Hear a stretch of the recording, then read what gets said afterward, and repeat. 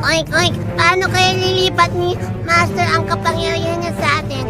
Paano nga ba, Master Koglapes?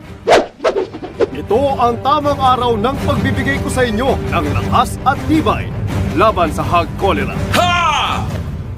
Dahil today, ang mga bake nyo ay 21 days old.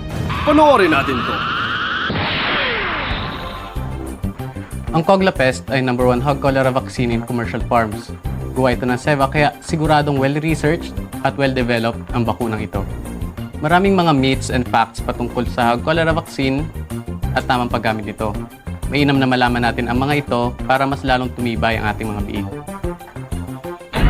Myth 1. Pare-pareho lang ang hog cholera vaccines.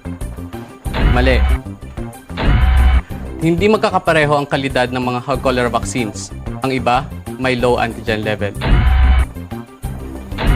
Myth 2. Pare-pareho lang ang pagkakagawa ng hog cholera vaccines. Mali. Ang ibang vaccines pinarami sa ibang cells, kaya mas mataas ang incidence ng allergic reaction pagkatapos turukan. Ang Coglapest ay pinarami mismo sa cells ng baboy, kaya hindi nagkakaroon ng stress o allergic reaction ng mga baboy pagkatapos turukan.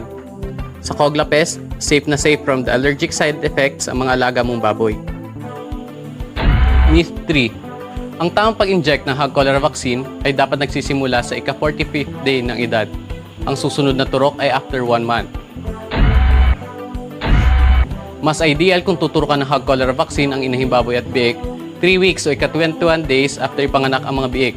Ang pangalawang turok ay mangyayari 3 weeks o ika-42 days ng edad ng biik.